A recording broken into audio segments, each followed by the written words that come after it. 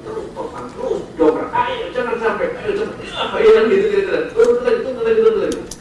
Kita langsung baik. Ya, semua dibalik, yang diajarkan, yang dilakukan dengan yang diajarkan, dilakukan itu kebalikannya. Semua kebalikannya. Ya, semua kebalikannya.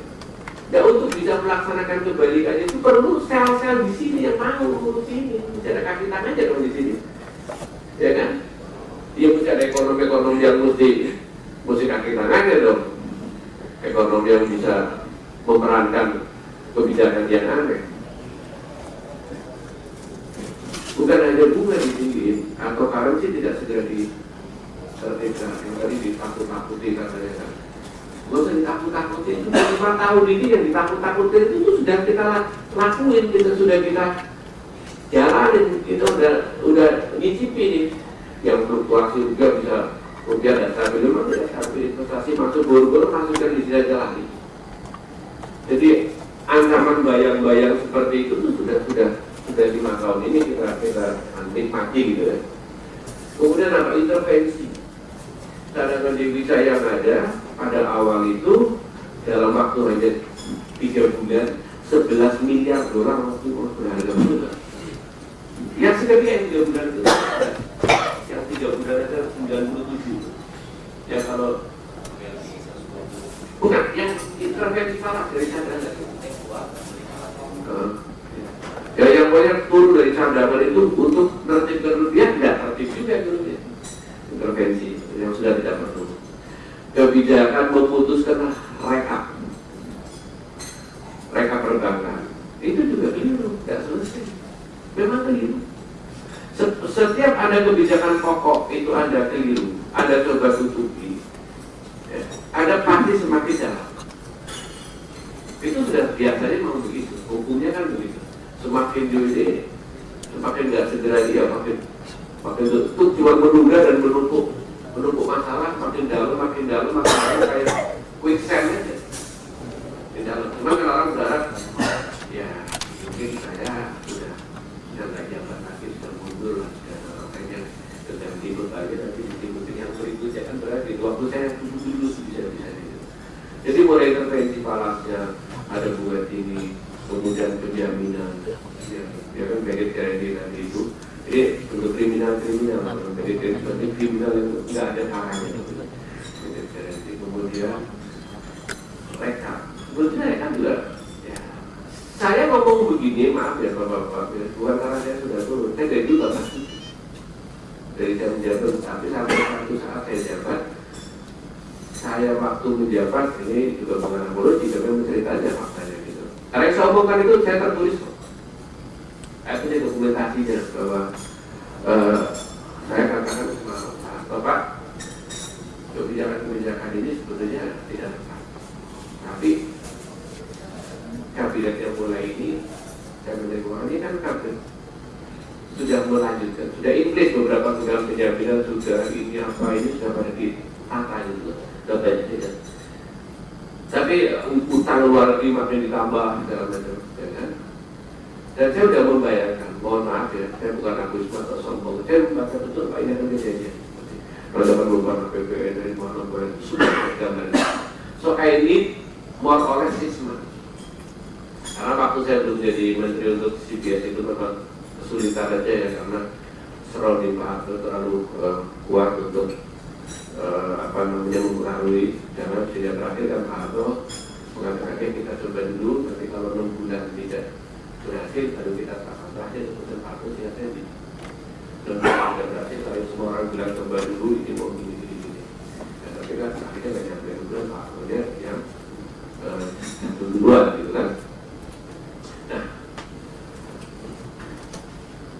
ketika saya menjabat itu saya berpikir sebetulnya 6 bulan ada harapan untuk saya untuk mereverse kebijakan yang saya tahu dengan hakul yakin dan pasti itu salah. Atau memang penjurusan sistematis sekali. Jadi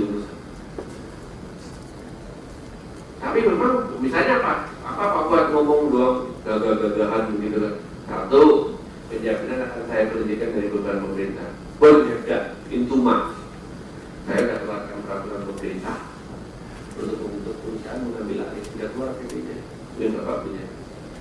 Kalau pemerintah, saya sudah keluarkan keputusan Menteri Keuangan dibentuk, tidak menghubungi partnernya saja. Sehingga semua beban APBN penjam itu nggak ada, semuanya market, business way. Pindahin, nggak ada penjaminan pemerintah. Atau misalnya di rapat di Bappenas, masih ada beberapa orang yang disaksi, salah satu yang sekarang menjadi menteri. Saya disampaikan oleh Menko, yang saya tahu itu juga bayar utang-utang para konglomerat swasta ini ke luar negeri yang ya kan, saya bilang hebat. Saya katakan selama Menteri Keuangan hanya saya, Fuad Bawazir, saya tidak bisa mempertanggungjawabkan ini baik ke DPR ataupun rakyat Indonesia. Oh, kita lagi utang setengah mati, enak aja kita suruh bayar seperti utangnya orang. Hilang itu duit, tak pernah bayar lagi dan segala macam itu. Perdebatan saja loh. Gak bisa dibayar.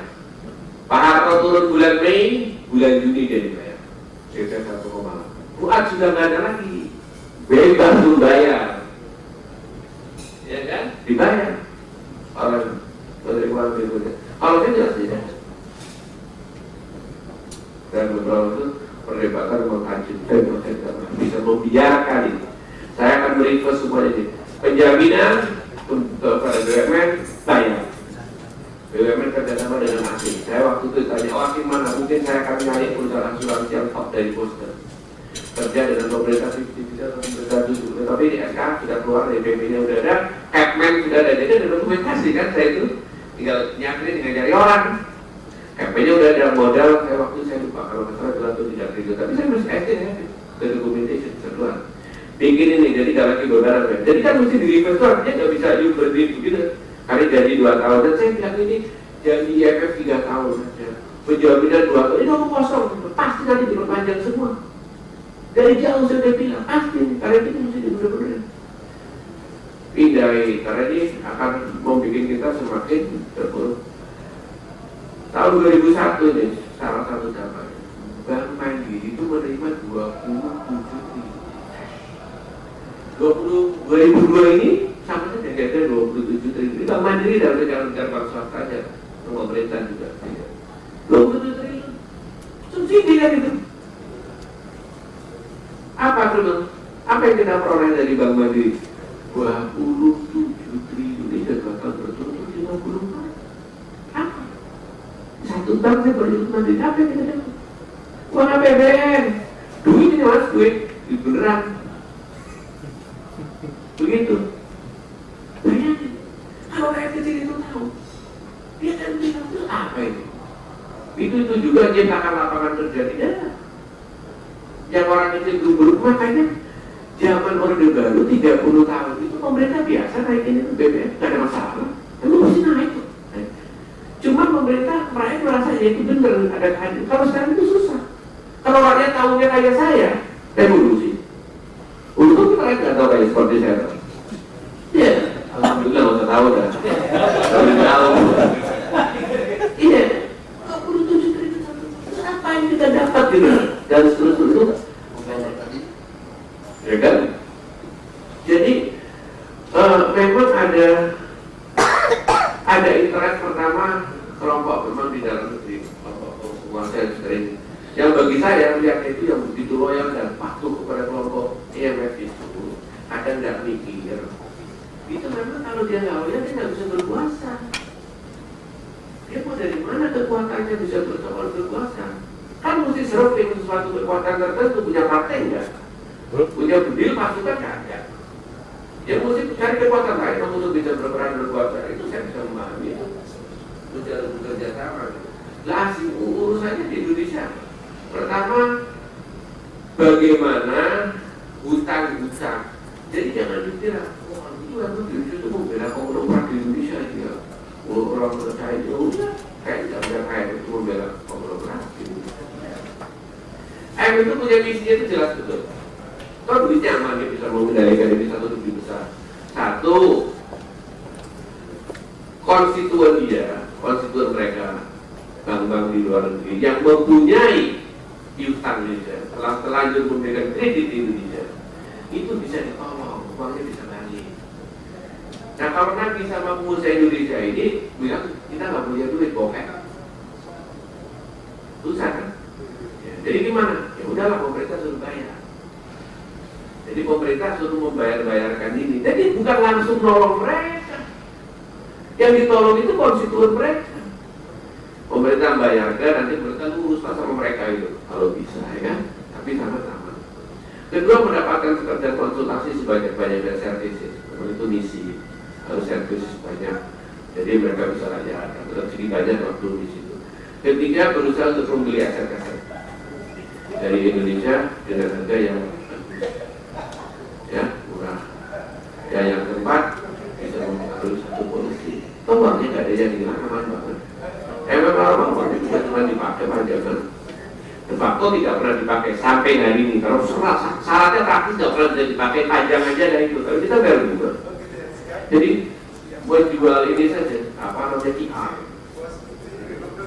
nggak begitu berjalan dulu. Jadi kesimpulan bagi saya, kalau Pak Harto pada saat-saat terakhir, karena beliau juga ragu, kena krisis menerapkan kebijakan yang biru, yang diteruskan oleh Gus Dur juga gagal, Habibie gagal, sebelumnya Gus Dur gagal. The main policy, produk yang utama tidak berubah. Siapa yang ada di ruangannya bisa mengatakan ada perubahan kebijakan pokok dalam bidang ekonomi, makro, ya, fiskal yang ditinggalkan terakhir oleh Pak Harto sampai Pak Harto jatuh, walaupun Pak Harto sakit, yang sudah berubah sekali. Jadi kalau Pak Harto juga gagal, Habibie kemudian gagal, Gus Dur gagal, kenapa kita mesti yakin Megawati akan berhasil? Masih menurunkan the same policy. Apa yang berubah? Pengusaha semuanya, ekonomi, masih terus, masih tadi. Makanya dari Argentina itu menyenangkan saya. Ketika tidak boleh ini, jatuh, naik sekarang. Kamu bayar mau apa? Kan begitu dia akan besar-besar. Kamu bayar mau apa? Ya. Apa katanya? Kita mendukung kebijakan itu dan kita kerjasama. Begitu memang. Jadi kalau kita begitu takut minta haircut saja di prototip. Walaupun Anda itu profesor, jenderal prototip, minta haircut di prototip. Minta itu boleh. Tapi kalau misalnya nih, pemerintah putusin, udahlah, gua umumnya mulai hari ini utang saya sekian yang mau saya keluarkan dari APBN, saya mau bayar ke separuh seperti ini. Lu setuju nggak setuju? Gue mau dikritik, saya don't really care. That's what I'm going to do, benar-benar ngomong itu supaya gue bayar separuh. Separuhnya nggak dua kemplang.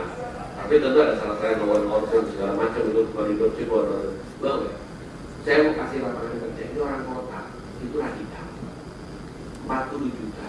Kalau ada ribut, hero itu nggak cukup di jalan. Pengangguran gede, rumah gedongan jalan kurang. Kan begitu logikanya. Terus mau kasih kerja kota, mikir berbatasan kota itu mau kasih kerja. Kerjanya bermanfaat kan, misalnya kayak api, kayak dobel, kayak bikin jalan, infrastruktur yang Indolokan juga mengundang selain jangka Indonesia padat karya banyak menggunakan komponen dalam negeri, tapi Indolokan juga menarik investasi.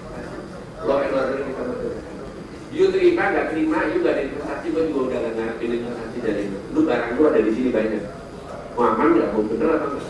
Saya yakin. Habis itu tentu kita lobby karena baik-baik. Yakin itu. Oh kan kita kan mau bayar, nggak apa-apa kita bersedia kerjasama nggak cari kelompok kita yang baru. Pasti begitu. Begitu Pak Harto baru nggak kita kerjasama dengan Habibie, kita kerjasama dengan ini, kita kerjasama dengan ini, semuanya itu langsung tim delegasi buruan. Baik, dia juga mengamankan dirinya. Cuma kalau bisa gertak duluan dong. Itu kan. Michael terus sudah dibuat dulu. We need revolusi ide. Tidak itu susah. Jadi jangan revolusi fisik, revolusi kebijakan. Karena Pak Presiden sudah tidak bisa menjalankan, tidak berdaya. Dengan revolusi kebijakan itu kita ada harapan. Kalau sekarang we have no hope. Dan orang kalau tidak mati, orang banyak orang mati yang tidak punya hope. Orang itu bisa kita tidak mau mengubah, memperbaiki secara mendasar. Dan itu perlu dari kita sendiri. Don't rely on somebody. Terima kasih. Terima kasih Pak Puan. Pak Puan adalah mantan Menteri Keuangan yang juga ikut ya tahu banyak mengenai masalah-masalah yang terjadi di kebijakan moneter kita. Tapi ada satu kata kunci dari Pak Puan adalah professional crime. Kita mau apa ini professional crime? Karena apa? Berdasarkan kejahatan profesional ini negara menjadi begini, rakyat menjadi begini, dan kita jelas-jelas sudah mengetahui orang-orang yang melakukan profesional crime disebut oleh Pak Puan tadi. Atas diskusi ini saya berharap bagaimana sikap-sikap dari peserta diskusi mengenai orang-orang yang melakukan profesional crime, misalnya yang menggunakan blanket garansi yang telah dengan blanket garansi itu sampai terakhir ya Sukanto Tanoto menikmati dengan unitnya bisa keluar 3 triliun karena masih ada penjaminan dari pemerintah. Pemerintah akan merevisi blanket garansi hanya transaksi dari KAPI, tapi belum keluar keputusan. Saya sudah membaca di CNN Indonesia, pemerintah akan merevisi soal itu. Tapi yang kata kunci dari Pak Puan ini kita harus tindak lanjuti proses. Dan soal lain-lain kita telah tahu bahwa memang harus ada keberanian daripada pemerintah untuk keluar daripada krisis. Tahu cara untuk keluar itu, tapi tinggal butuh bagaimana kita berani melakukannya atau tidak. Saya lempar pada seluruh. Terima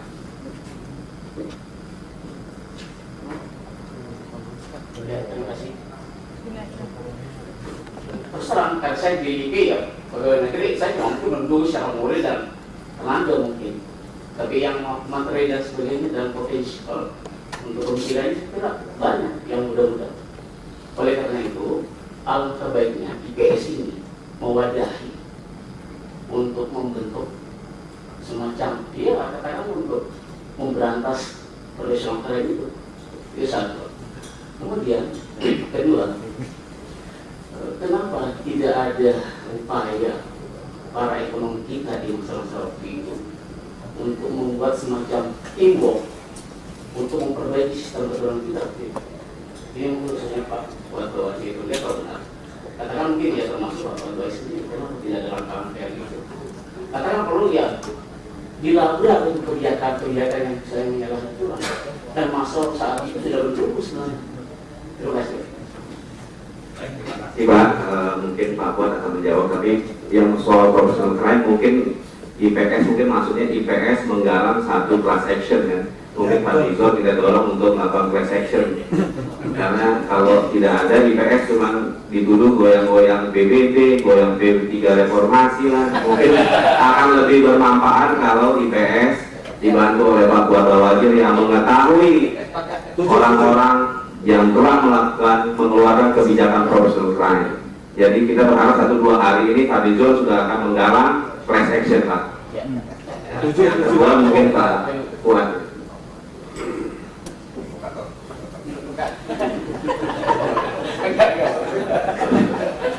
Saya yakin betul saya itu bukan provokator. Cuman kalau orang maksud saya itu di lingkungan kebun binatang saya itu saya tidak populer. Kalau saya ikuti arus para ekonom dan ya klasifikasi, kalau saya bilang genomics gitu ya saya populer. Saya pakai terus, saya terus. Saya memang tidak bagian daripada itu. Karena sejak awal saya sudah tahu sudah beres gitu ya. Dan misalnya buktinya itu tadi yang ditanyakan. Saya sedang menghentikan penjaminan blanket guarantee tadi.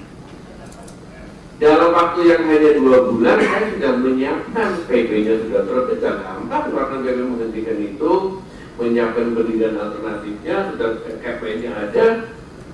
Untunglah Allah kasih yakin saya dan saya kerjain benar dengan kilat gitu. Ya sedang nyari orang, sedang nyari partner. Saya bilang hari ini paling 2 tahun kan tadi penjaminannya itu. Kan sekarang ternyata sampai sekarang kan. Nah saya bikin itu tahun 98 itu sudah berhenti jadi cuma tahun. Yang itu karena itu sudah mengganti sudah makan, jadi nggak ada lagi karena PPNS urusanmu dagang untuk gitu. Tapi kan begitu saya turun, kenapa tidak dilanjutkan kalau mempunyai kerjaan baik? Kalau tadi dia nggak punya akal sampai ke situ, terusin aja dong yang saya punya. Taruh kotak sampah aja, ya kan? Bedanya di baru itu dari siapa? Misalnya seperti itu. Dan banyak hal seperti itu. Loh, siapa yang tidak tahu kalau elit mesti tahu bahwa saya adalah orang yang meminta rekap itu diadakan oleh mereka sendiri. Enak aja. Bilang beneran saya punya modal bangkrut ini itu segala macam. Ada pemerintah memodali lagi. Jadinya usaha perbatasan saya itu keras betul. Bank itu bisnis apa sih? Bisnis percayaan ya sudah selesai. Kalau nggak ada yang salah sejak pertama salah itu ditegakkan aturan, nggak ada orang berani nularin ini. Gitu. Ya. Jadi memang tidak ada kesepakatan Pak tadi. Kalau ditanyakan saya tidak ada kesepakatan antara tim ekonomi. Memang karena itu masalah sponsor. Tapi saya berkuasa, saya mencoba, aku yakin waktu itu 6 bulan. Contohnya aja gini. Saya waktu itu mikir ya, udahlah yang paling tidak minimum yang besar-besar benar minimum. Saya bilang waktu saya pejabat itu, coba bikin negatif. Ini fakta, saya tidak dari tapi ini fakta ya, action. Bikin tim dibikin. Saya ambil PDNI, waktu itu pun modern, bank, satunya dana. 4 ya. Ini udah 80% dari yang pokok aja. Coba gitu. Apa? Saya bikin metrik. Ini langkahnya ini, pasalnya ini, pertama rumahnya ini terjadi. Saya bayar loh itu ahli-ahli, baik dari dalam kemudian orangnya pemukanya nggak ada simpatik gitu. Ini sebuah itu pun datanginya susah gitu. Hanya karena ada hotline kita dicari ke mereka lebih baik. Udahlah. Indonesia lagi krisis, nggak usah bayar. Ini orang-orang ini mahal. Kita waktu itu dia nggak tunjuk kata Pak Gioli, apa F12 sebenarnya jadi pembubar perbankan Amerika ini, yang dulu ngatasi krisis waktu Amerika mengalami perbankan. Hidupnya udah berserakan di mana-mana. Bagian besar di California. Tapi Amerika kan datang di dikumpulin, kan itu bikin kemarin. Saya sempat nemuin mereka kerja, saya waktu jadi menteri pejabat pagi. Saya di Ray, saya ikut makan, minta makan siang dengan menteri, ya saya ikut makan siang. Aku juga udah dulu, jadi itu mereka satu direktur dari Departemen Negeri, bingung semua. Kalau saya lihat kerja itu, saya masuk kerja itu jam 3 pagi, masih itu nggak kerja, pokok semua. Gila betul itu pasti lawyer kita bayar yang Indonesia kita bayar. Dia kalau kita bilang 12 juta atau berapa kita nggak tahu. Ini masalah ini adalah serius dan ini telah menarik kita Indonesia kepada kehancuran berbahaya sekali. Dan ini akan sudah diadili dalam waktu 2-3 bulan. Ini kan pernyataan saya di dalam 2-3 bulan sudah diadili paham. Dan saya merekomendasikan betul kirim itu sekambangan saja. Soalnya Pak Minister, siapa yang buat itu sekambangan itu buat kata-kata. Ini Pak, saya bilang itu tuh begini. Terus waktu itu kan gua saya kelihatannya tidak keberatan gitu. Saya tidak nyebutkan ini. Kalau seingat saya Pak ya, seingat saya waktu itu, waktu terjadi Pak Harto turun 21. Memori ya 21 Mei Pak Harto turun, BCA itu saldonya di BI sudah positif 1,4 triliun. Coba dicek lagi, seingat saya sudah 1,4 saldo positif. Berapa euro wajib minimum reserve requirement sudah positif. Bank lain sudah negatif, sudah malahnya Bank BI sudah pakai. Tapi kalau ketika itu diketahui BCA itu adalah banknya keluarga cendana itu jadi memiliki saham di situ, terus mulai 21 sampai 28 seingat saya itu Mei itu rush di seluruh Indonesia. Itu Bank Ayaka juga mengatakan dalam surat apakah rasa itu dibuskan oleh saingan bank atau oleh karena potensi politik, saya nggak tahu. Tapi kalau itu 1,4 Pak, 1-2 hari hilang Pak tuh pakai. Habis itu udah pakai banknya. Jadi otomatis yang begitu itu waktu yang itu kalau ada contoh khas saya bicara hasil kejadian itu. Saya nggak tahu kalau di balik itu kemudian ada apa, kemudian balik itu di lain kesempatan ada pemanfaatan BNPB itu salah, saya tidak mengatakan itu. Itu termasuk kasus yang genuine, Pak. Genuine di mana BI bertindak sebagai the lender of last resort. Itu genuine. Dan bisa, Bang, siapa aja. Asli. Tapi sebelum itu dari last resortnya itu bohong-bohongan. Karena kalau perlu dia bisa ngarah sendiri kok. Paling keluar duit 1 miliar, misalkan keluar duit 10-20, tidak ada cerita lagi gitu. Jadi udah kasih dia ketagihan gitu. Gitu Pak, makasih. Baik, ada lagi.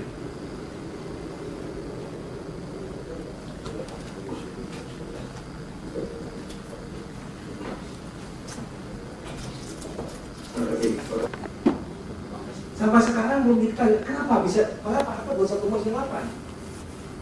Semakin dia sudah di Bangkok, di Filipina, ini berbahaya sekali. Kenapa uang balik mereka uang negeri gitu?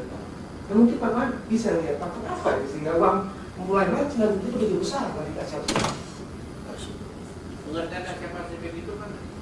Ya, berarti di luar bisa Singapura, Hong Kong, Australia itu masuk. Nah, hal yang lain kira-kira bagaimana untuk menarik uang parkir itu? Dan yang sekarang katanya lakukan tidak kayak gitu. Kira-kira gimana solusinya Pak Soal? Pada lalu dia tahu gimana ya? Dan jajaran Bapak tadi bagus sekali saya pikir ya, membuka insight story dari mana jadi. Pertanyaan saya begini, kenapa pikiran yang baik ini nggak laku pikiran yang baik ini kan? Apakah presidennya nggak paham? Iya, bisa jadi nggak paham atau nggak berani, saya nggak tahu. Nadanya memang bahwa school of thought yang menguasai pemimpin-pemimpin kelompok free market atau katakanlah Berkeley School of Thought ya, jadi istilahnya murid-murid dari Amerika,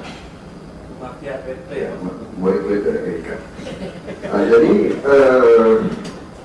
menurut saya salah satu upaya saya memberi tanggapan terkait dan superpower Amerika sangat kuat sebagai alternatif terhadap Marxisme, Leninisme, sebagai alternatif terhadap sistem orde lama yang dianggap agak kekiri-kirian.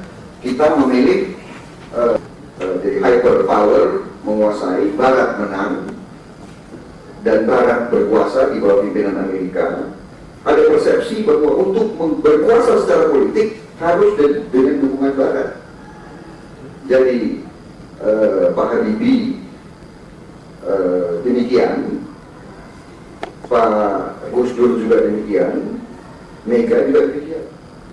Jadi ini masalah geopolitik.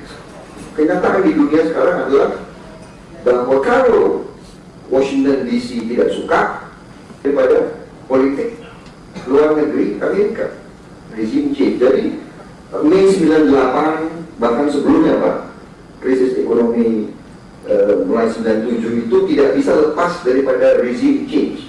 Pada saat itu saya mendeteksi bahwa sudah ada keputusan memang rezim Soeharto harus diganti dari Washington DC. Mungkin karena lihat Soeharto terlalu memberi angin kepada ISNI, kepada Islam dan sebagainya. Kemudian kalau kita lihat begitu Pak Habibie jadi wakil presiden, begitu keras protes-protes, Lee Kuan Yew sendiri memberi statement. Ya bayangkan seorang kepala negara, seorang pemimpin politik negara tetangga memberi komitmen, memberi penilaian bahwa orang ini tidak pantas atau tidak bisa memimpin Indonesia, kami tidak bisa kerjasama dan sebagainya. Jadi mereka tidak puas dan saya juga salah satu eyewitness, saya ikut dalam kali itu, minggu-minggu itu. Saya sempat ketemu Lee Kuan Yew, saya ketemu Gue Cokto, saya ketemu, saya seolah-olah dikirim mondar-mandir waktu itu sebagai sebagai semacam utusan tidak resmi untuk menggalang dan menenangkan Singapura terhadap pemilihan Pak Harto terhadap Habibie, kira-kira gitu. Dan di situ saya tahu benar bagaimana kerasnya Singapura tidak setuju dengan Habibie.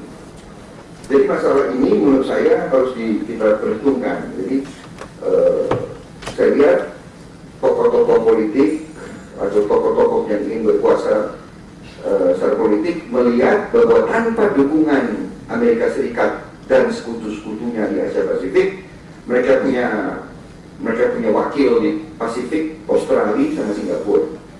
Jadi wakil-wakil Amerika jadi kalau tanpa dukungan kubu ini, suatu rezim tidak bisa langgeng di Indonesia. Nah, disinilah mereka mendukung Wijoyo CS ini. Jadi Wijoyo CS ini apa sadar atau tidak sadar, menurut saya, atau menjadi murid yang baik, atau ya dengan menyesal karena saya sangat dekat, saya pernah kenal mereka, tapi saya juga menyesal melihat apakah secara mental ya mereka menaruh harapan begitu besar, percaya bahwa semua yang dari Washington itu adalah yang terbaik bagi Indonesia.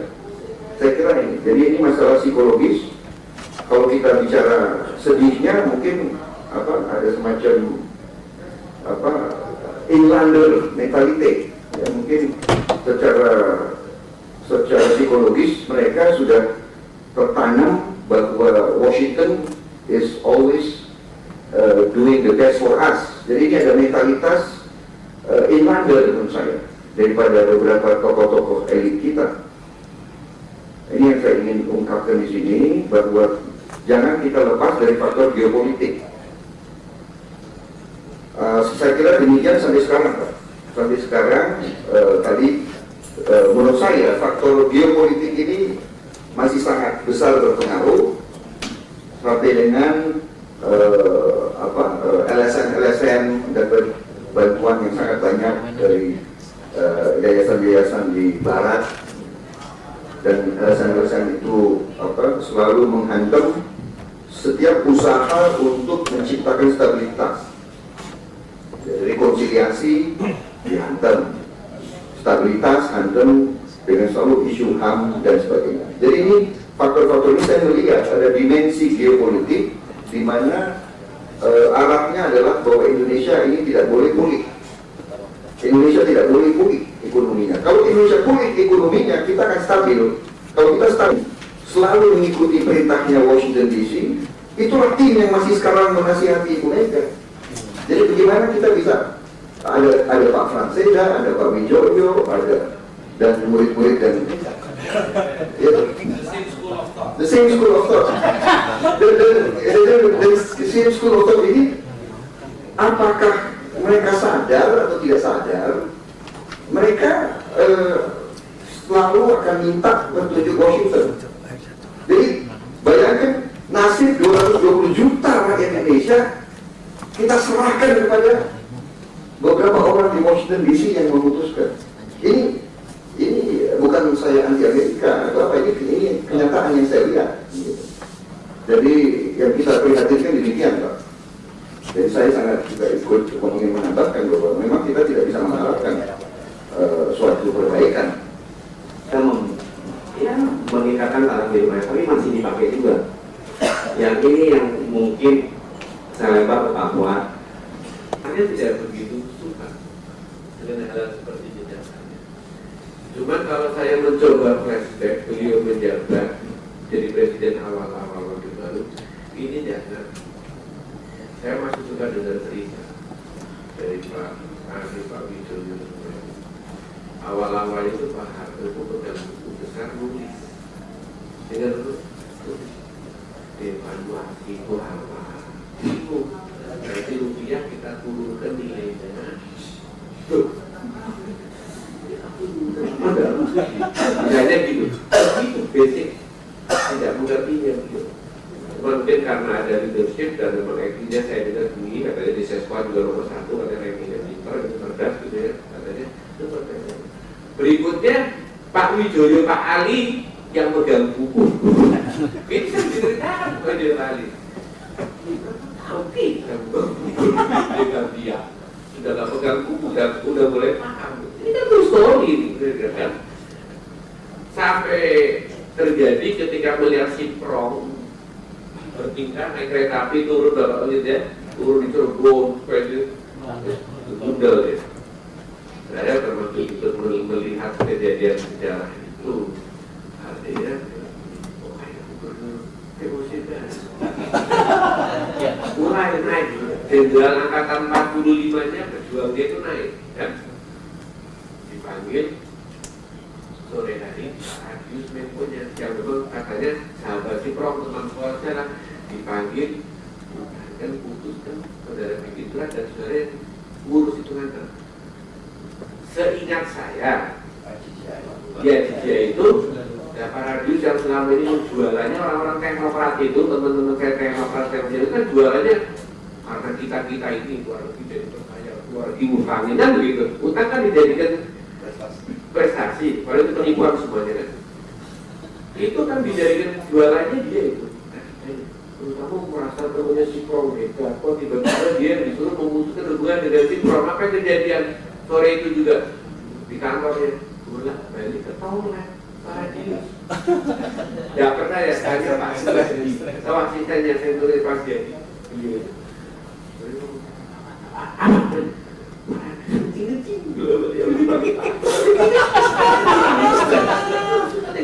Karena malam itu berangkat ke Belanda. Nah, itu kan masih ada, saya cuma mau ngomong poinnya. Masih ada jiwa nasionalisme, ada juga fokus perlawanan.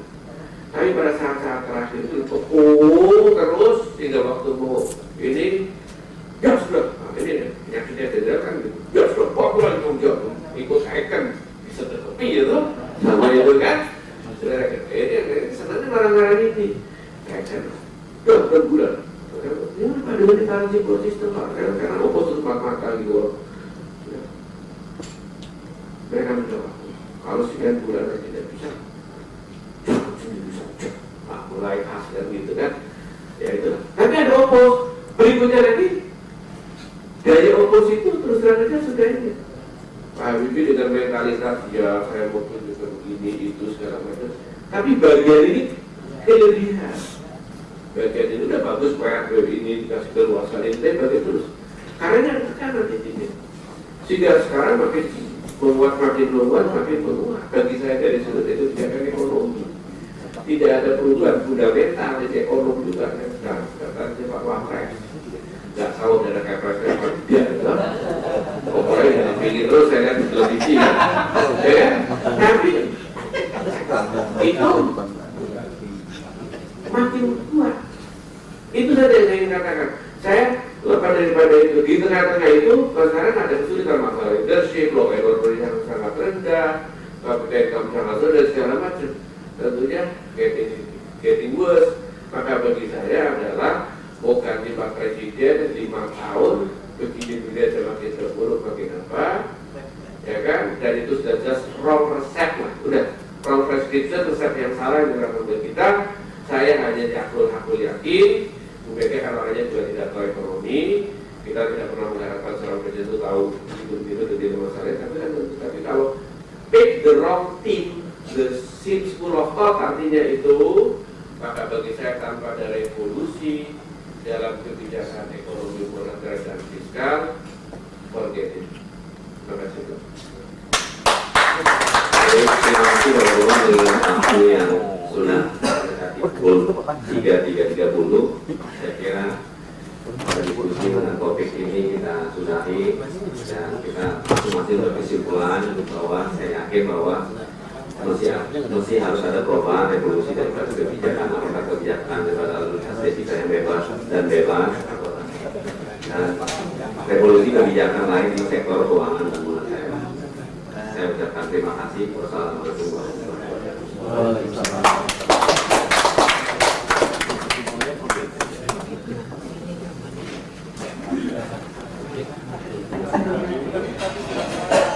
Presiden yang ketiga tentang kebijakan pemilu terhadap sejarah institusi dan pemilu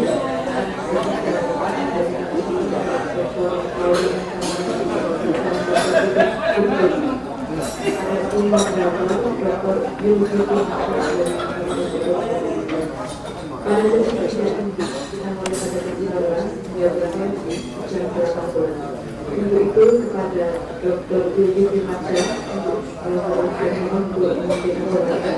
Terima kasih.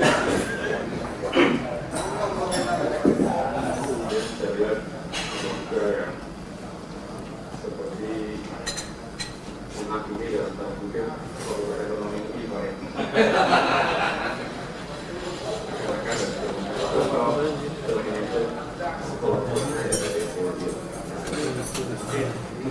Mungkin ada benarnya. Tapi kalau saya baca Ini map merah. ada satu buku namanya Pasangnya.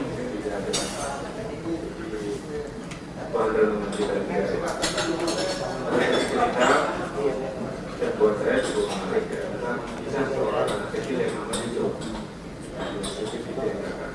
Jadi Joe ini anak laki-laki yang bandel, kalau mau belajar nggak bisa berpolitik. Tapi tidak dulunya itu kan nilainya belum tahu itu. Kalau dicek jangan-jangan ternyata dia punya akses ke internet. Jadi setiap dia bawa paper, dia bilang, "Here my name is John, I live in Jakarta, ada teman project, dia ikut bikin matematik." Ada nggak di luar sana yang ngerti masalah yang belum 4 pagi ada sudah ada jawaban dari Afrika Selatan, dari Australia dan ini dia cut and paste jadi jawabannya. Jadi maksudnya yang dulunya sampai nggak kepikir dari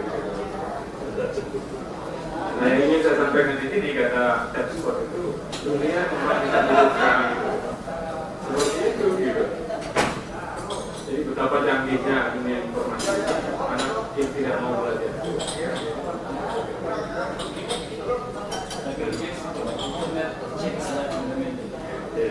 Yang saya maksudkan generasi Pak Wijoyo, Pak Jatuh dengan generasi SLB sekarang.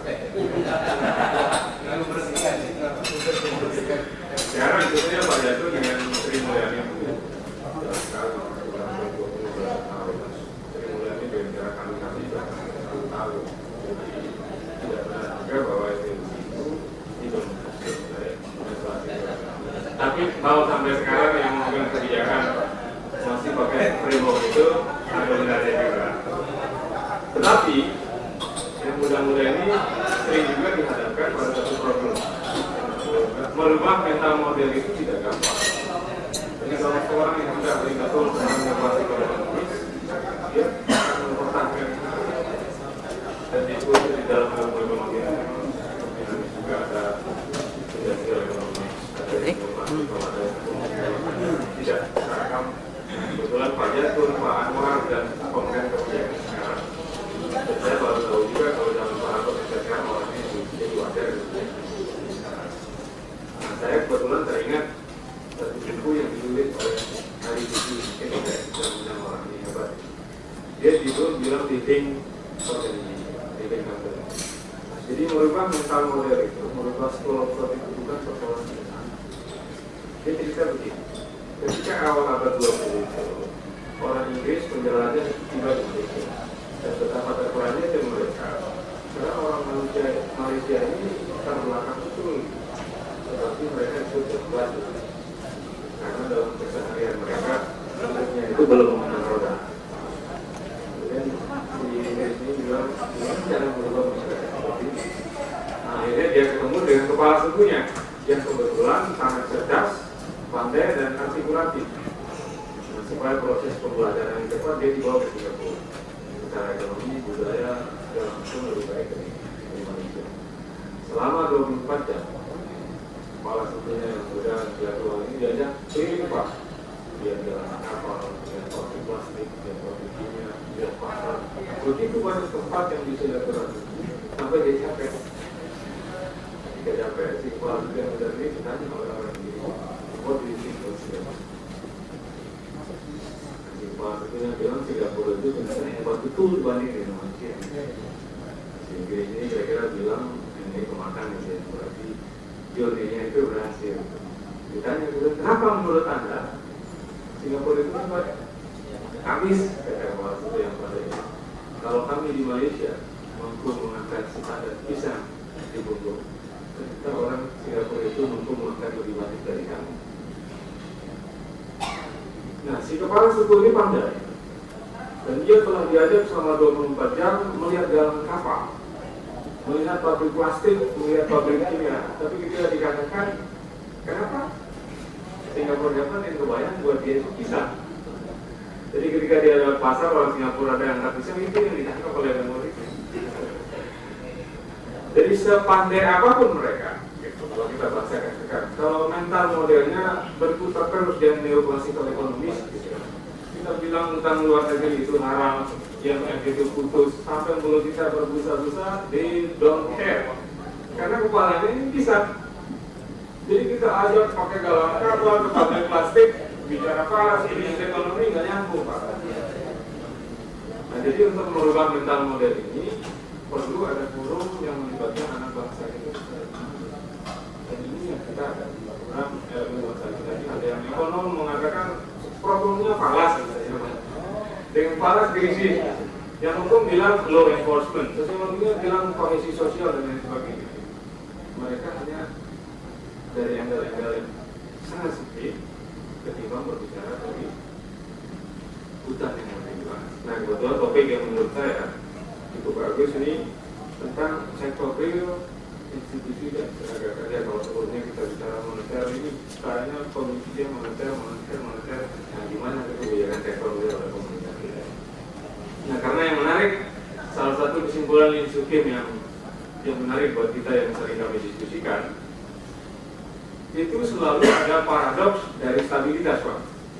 Jadi kalau kondisi ekonomi makro kita stabil, political pollution itu semakin mudah karena akan menghubungkan dunia mikro. Akibatnya nanti nggak stabil juga karena mereka jadi nggak kompetitif. Tadi disebutkan proteksi yang memanjakan impor industri yang nggak gede-gede. Tetapi kalau yang instability di tingkat mikro, kadang-kadang ya bisa memacu masuk ke arah yang lebih baik. Nah, kita belum tahu nih gimana Pak Lode akan mencoba bicara tentang sektor realita, kebijakan pemerintah bagaimana sekarang, kemudian tenaga kerja dan juga bagian institusi. Karena kalau institusi kita di major, dewasa dalam melihat segala persoalan kita. Bukan tidak mustahil masalah yang tidak bisa sebelumnya kita bisa mampu atasi. Nah, saya akan mempersilakan Pak Laude dulu untuk bicara. Silakan Mas. Mari saudara moderator, assalamualaikum warahmatullahi wabarakatuh. Ya,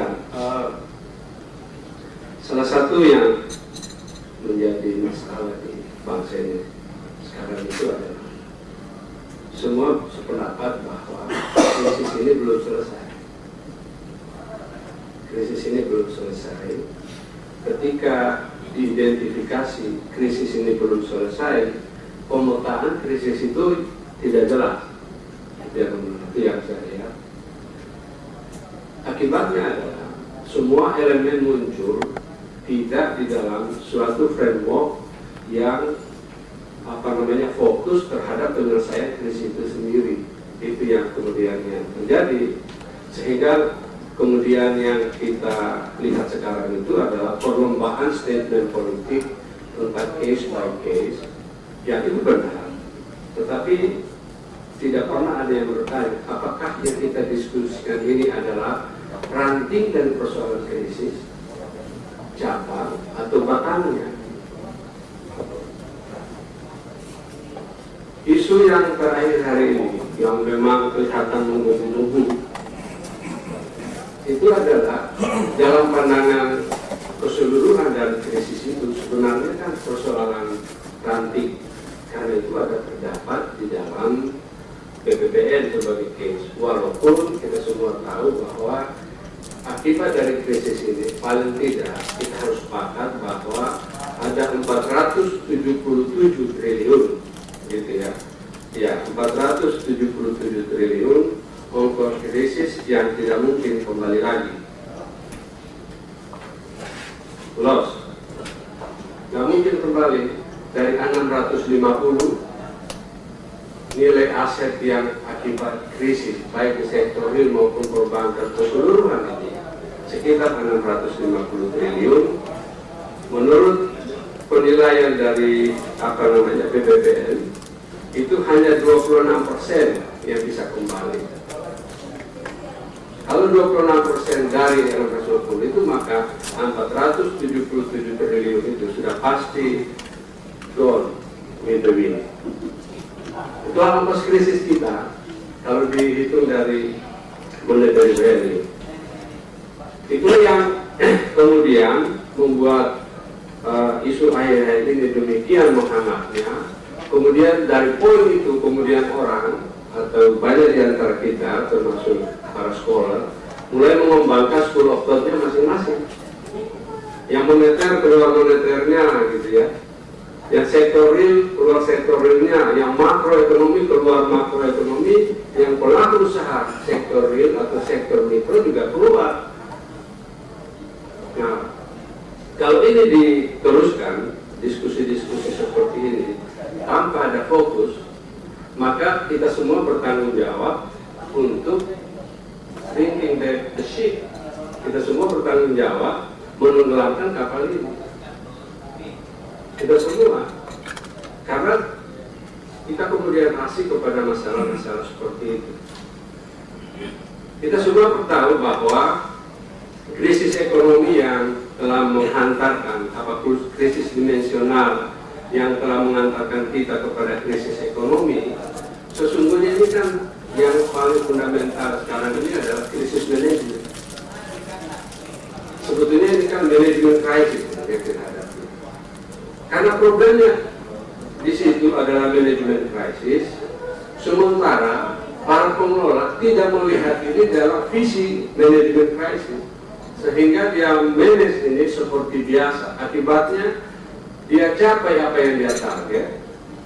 Katakan APBN tahun ini kan relatif baik dibanding dengan tahun yang lalu manajemennya, tapi persoalannya adalah daya beli masyarakat nggak berubah, malah makin jelek. Nah, pandangan-pandangan seperti ini memang mengantarkan kita kepada paling tidak dua hal yang harus kita lihat dalam krisis manajemen. Pertama, harus dipilah problem ekonomi bangsa ini yang sifatnya jangka pendek dan jangka panjang. Yang jangka pendek ini dalam 2 tahun maksimum. Dalam 1 tahun, kalau iklim investasi itu tidak pulih, nggak ada harapan. Pertanyaannya, dalam 1 tahun itu apa sih mengidentifikasikannya, kemudian apa pengutaannya, kemudian bagaimana menyelesaikannya, dan siapa yang bisa menyelesaikan itu? Itu pertanyaan yang harus kita ajukan secara akademis kepada kita semua. Tadi pagi tentu walaupun saya tidak hadir, yang dominan faktor itu memang bidang keuangan, betul. Bidang keuangan itu yang paling kritis dan itu harus di-tackle juga, paling duluan. Yang kedua sektor real, hanya 2 saja. Karena bidang keuangan sektor real 95% ekonomi Indonesia ada di situ. 85% ada di BUMN. Persoalan ini. 85% aset nasional itu ada di BUMN. Di BUMN itu persoalannya. Sedangkan di bidang perbankan, kita lihat itu adalah BPPN itu yang kemudian menjadi sangat dominan faktor.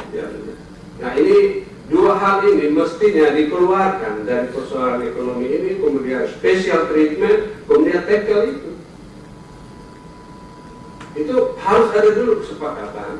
Itu keluarkan, identifikasi, kemudian lakukan dengan cara seperti itu. Kemudian rumput nasional, bagaimana cara melakukan itu. Kemudian itu yang bisa mendorong ekonomi ini bangkit kembali gitu. Nah, dalam sektor real memang ada 4 ada 3 yang dominan itu. Pertama BUMN, yang kedua adalah pengembangan pasar modal, dan yang ketiga adalah penanaman modal dalam maupun luar negeri.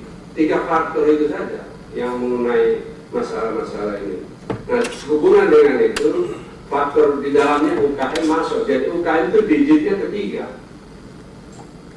Digitnya itu UKM, walaupun itu menyangkut hajat hidup orang banyak. Nah, isu-isu pokok kita secara menyeluruh di dalam sektor ini, kita lihat bahwa terpuruknya ekonomi Indonesia itu disebabkan, pertama, BUMN itu tidak jelas pendaya gunaan yang mau kemana. Yang jelas adalah perebutan pimpinan, kemudian menjadi cash cow, itu jelas. Di luar itu tidak. Itu yang menjadi jelas. Itu harus menjadi isu yang harus diangkat ke permukaan. Yang kedua adalah hilangnya kepercayaan investor asing. Ini bagian dari sektor real yang harus kita sektor secara bersama-sama, dan bagaimana mengembalikan kembali kepercayaan itu. Yang ketiga adalah BPPN perlu ditata kembali, isu-isu yang harus kita lihat kalau mapping itu. Dan yang keempat adalah defisit APBN. Defisit APBN sebagai akibat dari ongkos krisis yang dalam pembukuannya itu selalu masuk di situ, dan itu harus kita bayar bunganya terus-menerus. Berapa itu per tahun? 70 triliun. Kita harus bayar bunganya untuk itu, dan dengan demikian defisit APBN kita tidak pernah bisa sehat itu kalau berbicara. Utang luar negeri tadi saya sudah kemukakan. Kemudian tingkat pengangguran, ini yang masuk kemudian kepada tenaga kerja, dan itu adalah tingkat pengangguran dan kondisi keamanan yang cukup mengganggu. Gitu ya. Nah, sehubungan dengan ini, perdebatan yang selalu baik di pengusaha itu selalu mengatakan keamanan yang menjadi persoalan ini. Hampir tidak ada yang berpikir bahwa semua keamanan itu menjadi persoalan, dan keamanan itu selalu yang dia minta dananya tidak ada. Selalu itu saja, garis berpikir kita selalu itu. Mestinya dibalik, sudah tahu bahwa keamanan persoalan dan problem keamanan itu adalah dana. Kenapa enggak misalnya semua departemen itu yuran kasihkan kepada keamanan, dia betulin itu, ketiban juga data uang, tidak bisa investasi gara-gara keamanan. Nggak ada yang berpikir begitu. Kasihkan aja itu, kemudian mereka membuktikan dirinya bahwa kalau problem keamanan itu adalah seperti misalnya finansial karena itu memerlukan peralatan dan sebagainya, kenapa nggak itu dulu seluruh waktu kumpulkan kasih ke situ, setelah itu aman baru investasi masuk. Kalau memang betul keamanan, apa betul itu? Sebab walaupun juga misalnya sektor-sektor itu dikasih uang, nggak bisa diinvestasikan karena dibilang keamanan. Tapi duit di tangan dia, terus mau diapain ini sektor ini? Lebih baik kalau saya dulu investasi itu keamanan diberesin, dengan asumsi setelah beres baru investasi masuk. Nah, keamanan di sini tidak saja sekedar itu, tapi juga ada hal yang menyangkut misalnya tegaknya hukum. Nah, reformasi di kejaksaan dan hal itu penting, itu faktor yang paling parah itu di sana. Karena bagi konglomerat besar itu bagus nyogok-nyogok mereka lebih murah ketimbang asetnya dikasih ke pemerintah. It's real, sektor real. Iya, that is true. Iya, real cost-nya jelas itu. Itulah yang kemudian perdebatan 3,5 tahun stop, ambil, kemudian diperpanjang 10 tahun, yang berikutnya 10 tahun, setelah dilihat-lihat dari mana angka 10, banyak tidak tahu dari mana angka 10, kok tiba-tiba 10 gitu. Karena hitung-hitungan dari Ibra itu kan, yang itu rupanya tidak merata juga itu pemahaman kita mengenai masalah-masalah yang begitu. Yang terakhir, last but not least, adalah masalah UKM. UKM belum ditingkatkan pemberdayaan. Bayangkan aja, ada sekitar 60.000 UKM yang terdaftar di BPPN. Yang 5 miliar ke bawah itu kan harus ada special treatment. Coba saja ada sekitar 10.000 perusahaan yang masuk BPN itu 10 juta ke bawah. Putihkan aja. So, dia nggak, mereka yang 10, 20 sampai 100 juta itu dia masuk BPPN bukan karena perusahaannya itu jelek, karena perkembangan global lingkungan membuat dia tidak bisa lagi survive. Udah putihkan aja ya, dia juga itu dia undur-undur atau dia aja. Dan itu dampaknya ke sektor real itu besar, lapangan kerja itu dari sana harus mulai segera sebenarnya. Itu yang harus didorong itu duluan. Supaya BPN misalnya putihkan saja itu, dan putihkan itu kan jumlah yang terlibat banyak, jumlah uang kecil, nilainya itu kecil. Jadi sebetulnya dari segi finansial itu sangat menguntungkan, strategisnya itu bagus sekali ya mengenai hal ini. Nah berikutnya, karena problem di koran kemarin saya baca masalah-masalah KKN itu luar biasa, masalah-masalah korupsi menurut Francis itu luar biasa. Memang harus dikembangkan kembali apa yang disebut lembaga anti korupsi, yang kerjanya itu saja dan tidak pandang bulu. Itu harus dikembangkan kembali. Ini masalah kelembagaan ini. Walaupun ini menyangkut jangka panjang, tetapi harus dimulai dari situ gitu ya. Semuanya kita sudah tahu menciptakan kepastian hukum. Dan ada yang menarik itu begini, kok sektor real tidak jalan, tapi pajak perolehannya naik, logika sektor realnya nggak masuk di situ. Apa yang terjadi sesungguhnya di situ? Ada persoalan kelembagaan di Departemen Keuangan, khususnya masalah perpajakan itu yang harus ditangani. Itu saja gitu ya, 20% saja dengan restructuring gitu ya. Perpajakan kita itu kita bisa dapat 20%. Coba 20% dari perolehan pajak sekarang ini menutup berapa besar itu. Dan itu yang harus dilakukan. Dan itu harus dilakukan melalui public opinion dan yang lain-lain untuk melihat bahwa masalah perpajakan itu di sektor keuangan itu adalah problem besar, masalah-masalah yang sifatnya perpajakan itu. Itu yang gitu ya, yang kita lihat dalam perkembangan. Nah, di dalam penyelesaian ke depan masalah-masalah yang berkaitan dengan sektor real, suka atau tidak suka, nggak enak kedengarannya, kita harus kembali kepada resource based economic development kita, tidak bisa lagi. Nah, begitu kita bicara resource based economic development, maka saya terikat kepada personal interest. Saya lagi mendalami dari 2/3 resource base di Indonesia, yaitu maritime economic resources. 75% itu ada di situ, ada di sana. Dan itu semua global oriented itu, yang tidak sebenarnya kena krisis ini. Itu kita tidak lihat sektor real itu, dan bisa didorong. Tidak perlu menunggu krisis yang lain ini, tidak terlalu lama. Bisa sederhana sekali. Di samping tentu pertanian, ya. Pertanian itu yang harus di sektor itu pangan. Ini saya suka ingat nih, Pak Prabowo ini, ya, ini Omar, itu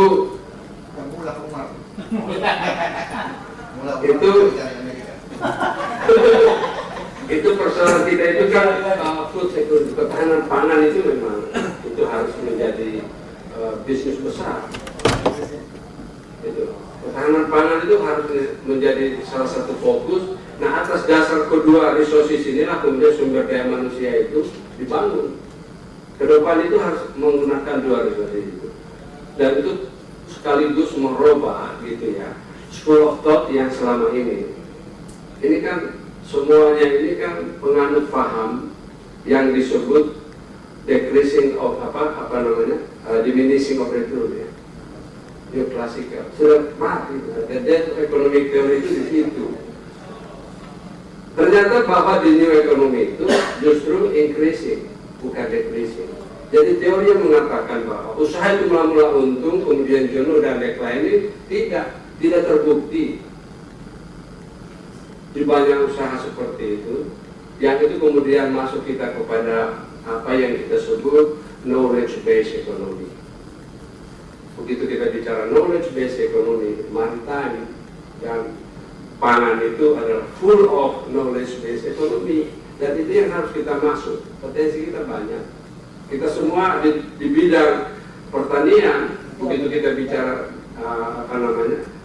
knowledge based economy, kita segera terperangkap ketika mengatakan Thailand, segala Thailand, buah ini semua Thailand. Sebetulnya apa di dalamnya? Itu knowledge based economy. Buahnya itu juga, tapi dengan sentuhan pengetahuan di dalamnya, tiba-tiba pisang atau durian Bangkok mengalahkan kita punya yang disediakan alam.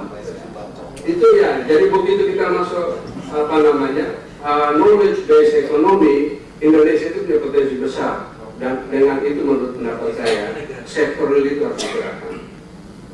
Orangnya ada, tenaganya ada, resource-nya ada di sini.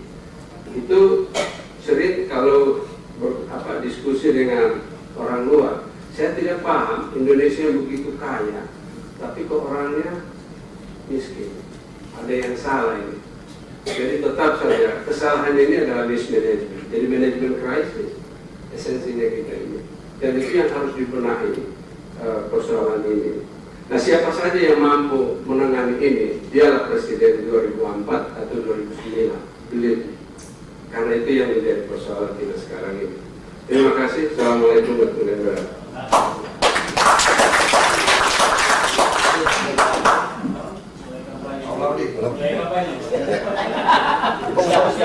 Siap.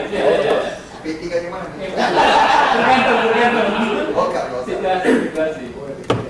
Nah, ini ada satu isu yang bagus ya, bahwa ada yang disebut dengan resource based economics, kemudian ada knowledge based economy ya. Cuman ada juga laporan Bank Dunia itu mengatakan pengetahuan itu seperti cahaya. Dia akan bikin bioteknologi aneh-aneh itu coba menggunakan guna-guna sebenarnya semuanya belum ahli macam-macam, kita tinggal tunggu bulan saja. Dan yang menarik juga masalah energi. Buat Pak yang disampaikan saya ini ahlinya saat masyarakat krisis ada. Terima kasih. Assalamualaikum warahmatullahi wabarakatuh. Saya merasa berbahagia bisa berbicara pada kesempatan hari ini.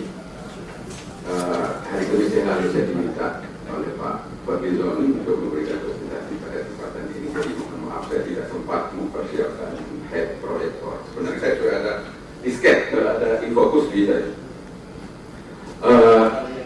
Bapak-bapak sekalian, terakhir sekali kita melihat fakta di tengah masyarakat tentang energi ini apa yang kita saksikan dengan adanya gejolak BBM. Minyak tanah terutama ya, di mana-mana kurang, mulai dari Medan, Riau yang daerah penghasil minyak, Pekanbaru, Jambi, Jakarta, NTB, nyaris semua daerah kekurangan minyak tanah terutama. Ternyata biang-biangnya menurut banyak pengamat adalah karena pemerintah itu ragu-ragu dalam hal menaikkan harga.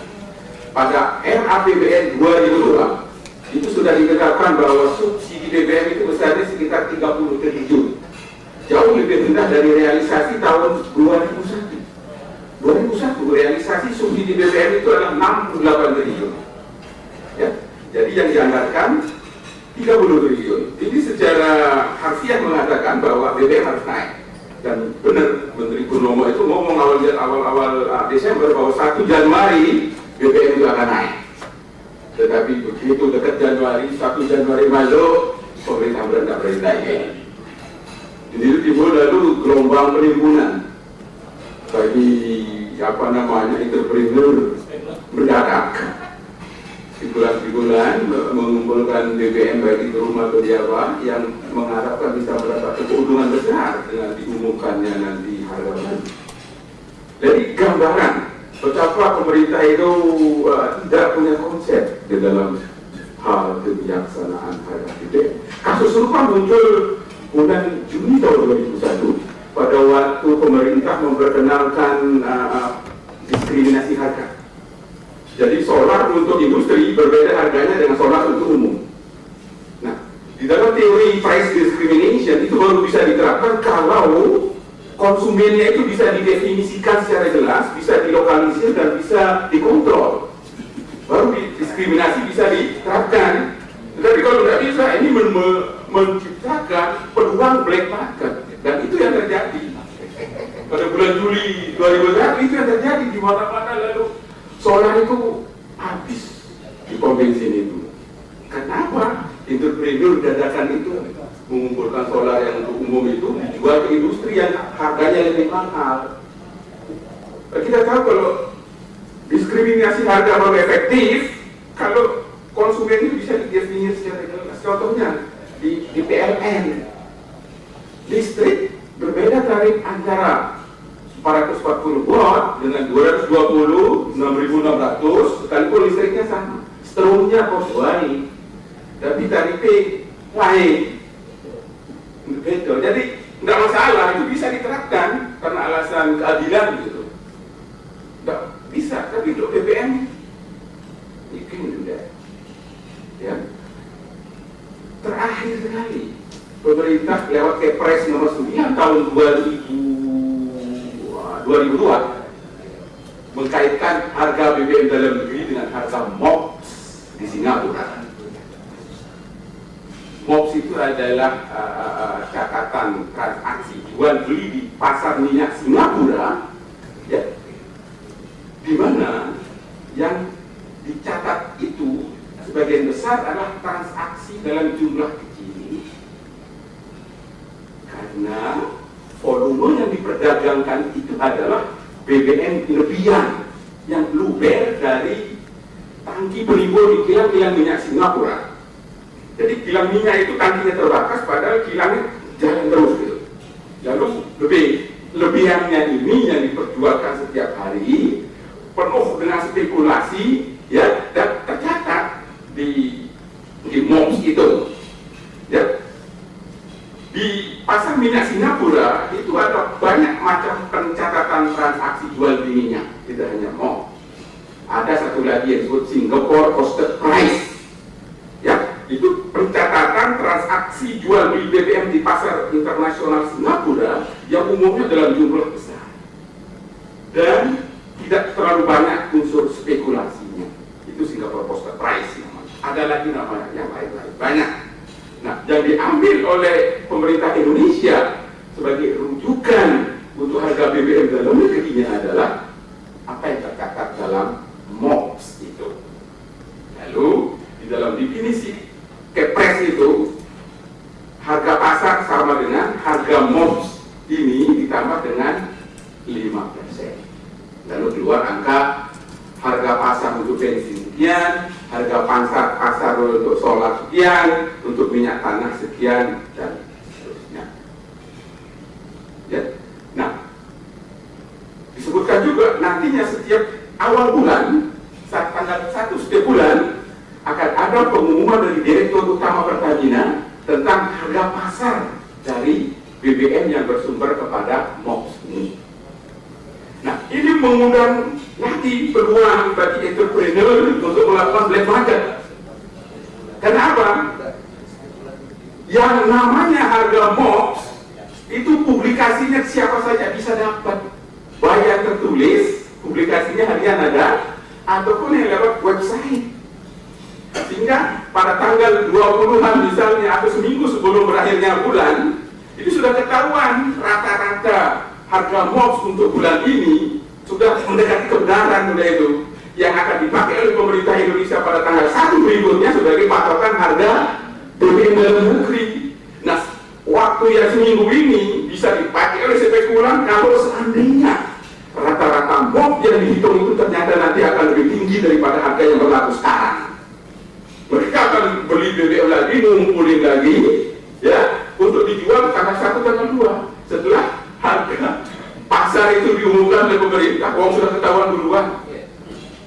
Ini jadi kebijaksanaan harga BBM di negeri ini tidak konsepsional, ya, tidak konsepsional, tidak benar itu. Ya, satu tidak konsepsional dan kedua tidak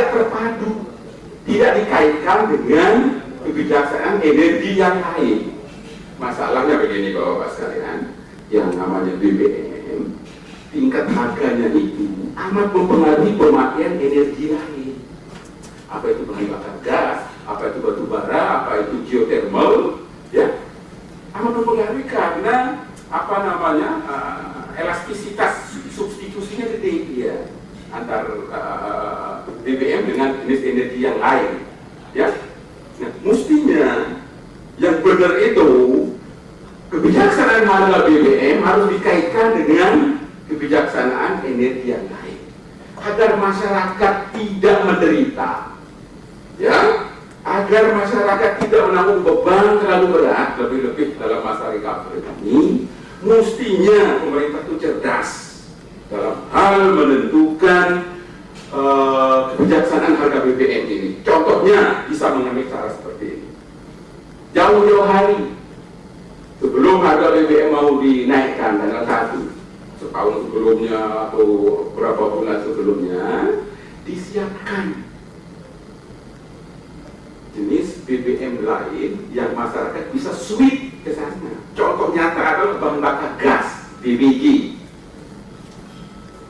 BBG itu menurut studinya Pak Wiranto Aris Munandar, apa namanya, keuntungan taksi, contohnya taksi Bluebird menggunakan BBG dengan taksi yang menggunakan bensin untuk jarak angkut yang sama setiap bulan 1 tahun, total 1 tahun dapat menghemat 10 juta rupiah. Ya, taksi persis. Satu taksi dengan BBG dibanding yang dia pakai premium 10 juta.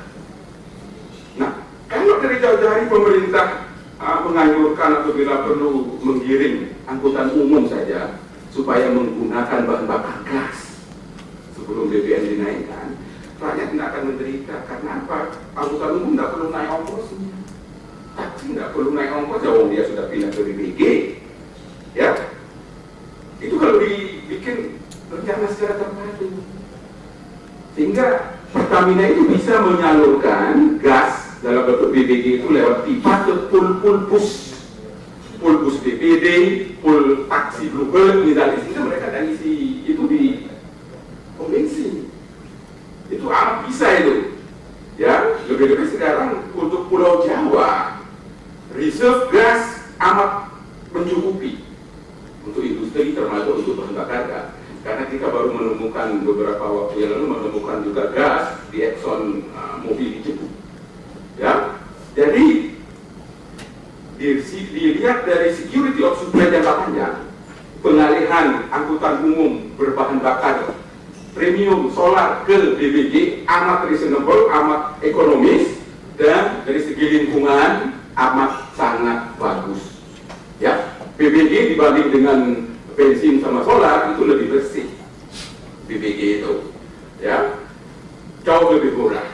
Tapi itu tidak dilakukan. Untuk pengganti minyak tanah itu apa yang disebut briket batu bara. Kita punya batu bara itu kalau dieksploitasi, ya, mungkin 100 tahun aja ada habis batu bara itu, bapak saya. Kalau minyak itu risetnya 5 miliar. Artinya kalau tidak ditemukan cadangan baru dan diproduksikan pada tingkat produksi sekarang, maka minyak itu habis 10 tahun. Ya, 10 tahun. Sedangkan batu bara 100 tahun sudah habis. Gas habis sekitar 40-50 tahun. Itu kalau tidak ada penemuan baru. Nah, logika kita yang sehat mestinya minyak kita tinggalkan. Untuk apa? Minyak kita hemat untuk bisa kita kirim keluar, kita ekspor untuk menggait devisa. Kan begitu logikanya.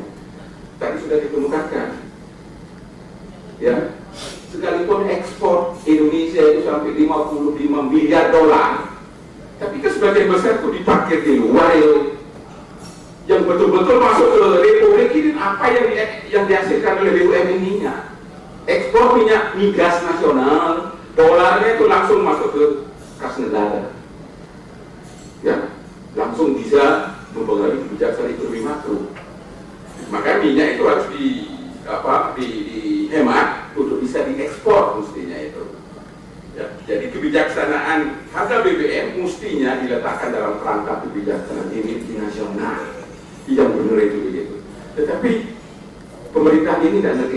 Padahal Purnomo itu dia dokter ekonomi energi yang juga satu sekolah dengan saya di Colorado. Rupanya teorinya tidak dipakai itu. Dipakai nggak ngerti itu kenapa kok begitu. Jadi tidak ada negara yang punya sumber daya energi begini banyak lalu hanya mengandalkan kebijaksanaan harga BBM pada rujukan mengurangi subsidi. Jadi kenaikan harga BBM hanya rujukannya kurang mengurangi subsidi. Dengan naiknya BBM kemarin 22%, subsidi yang dihemat itu kan 11 triliun.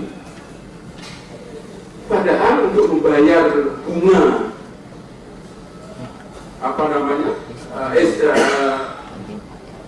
bunga konglomerat yang harus dibayar itu berapa itu? 70-50 triliun gitu.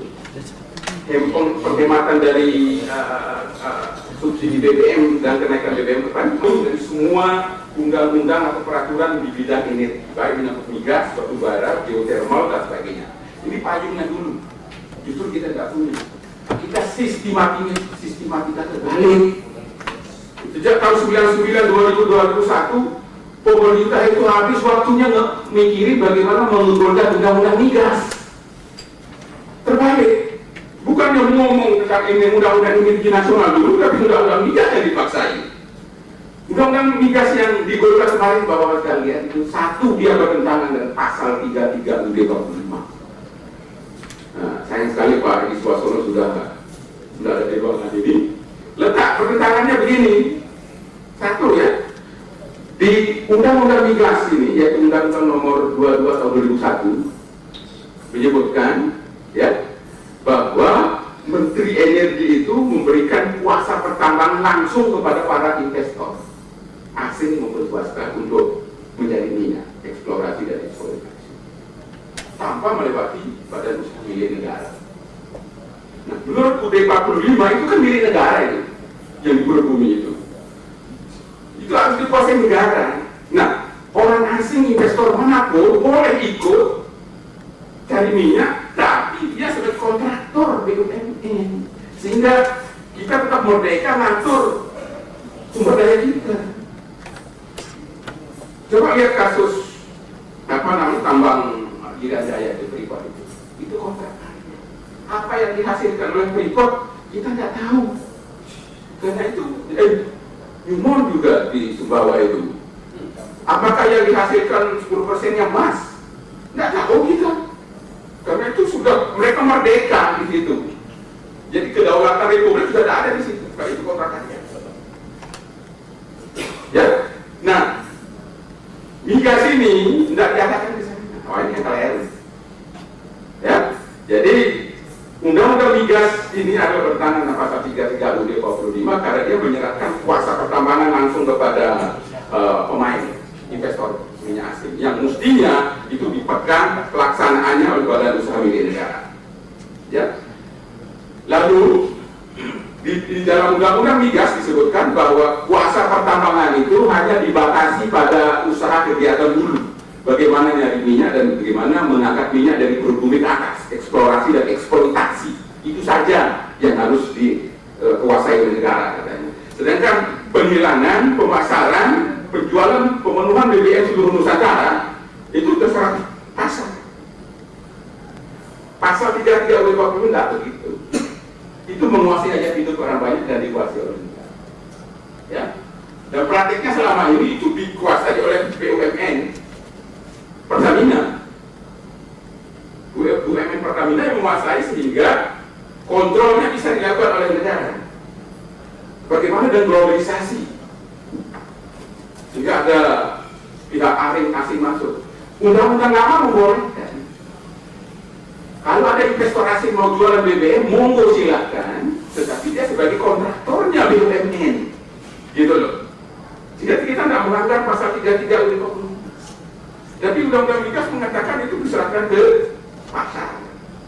Ya, jika nanti setelah tahun 2004, jangan heran bapak-bapak sekalian, sebagian besar daripada pemenuhan kebutuhan BBM nasional akan ditangani oleh pihak asing. Ya, dengan dicabutnya Undang-Undang 871 anggaran dasar Pertamina, ya, lalu Pertamina nanti berubah menjadi Persero terbatas, maka Pertamina itu harus tunduk kepada Undang-Undang anti monopoli. Ya, Undang-Undang anti monopoli menyebutkan pangsa pasar itu maksimum 50%. Ya, itu berarti Pertamina harus melepaskan market share dalam negeri 50% ke pasar BBM dalam negeri. Untuk kilang-kilang juga 50% harus dilepaskan. Untuk tanker dan sebagainya harus dilepaskan 50%. Ya, itu undang-undang anti monopoli. Sebab Pertamina sudah berubah menjadi Persero, menjadi PT. Lalu, menurut pasal 28 Undang-Undang Migas, harga BBM dalam negeri diserahkan kepada mekanisme persaingan usaha, itu bunyinya. Harga BBM diserahkan kepada mekanisme persaingan usaha, titik. Itu. Nah, saya berpendapat bahwa cara yang dianut oleh Undang-Undang Migas ini amat bertentangan dengan pasal 33 UUD 45 dan merugikan kepentingan masyarakat. Ruginya dalam bentuk apa? Satu, ya, di dalam Undang-Undang Migas disebutkan bahwa contohnya nanti usaha LNG itu akan menjadi usaha profit center, di mana investor asing siapa saja boleh ikut nimbrung untuk membangun pabrik LNG itu. Nah, kalau ini dilakukan merugikan, mengurangi penerimaan negara dari LNG. Sebab begini, penerimaan dari LNG selama ini adalah, ya, sama dengan harga jual LNG ke Jepang atau Korea. Dolar yang kita terima itu dikurangi dengan ongkos angkut, ya, dikurangi dengan biaya proses pencairan di LNG plant itu. Itulah yang dibagi antara pemerintah Pertamina dengan pihak KPS. Tapi nanti kalau proses LNG-nya merupakan profit center di mana investor masuk di situ, berarti investor ini harus dia mencari keuntungan di situ. Nah, selama ini konsep lama LNG Arun, LNG Badak itu adalah non profit, tidak mencari untung, ya, non profit. Sehingga tadi penerimaan pemerintah dari sektor LNG adalah harga jual ekspor dikurangi transport, dikurangi biaya operasi LNG plant itu. Nah, sekarang kalau dia sudah profit center, yang diterima oleh pemerintah dari LNG adalah hasil ekspor ke Jepang, ke Korea, dikurangi biaya transportasi, dikurangi dengan biaya operasi LNG itu, dikurangi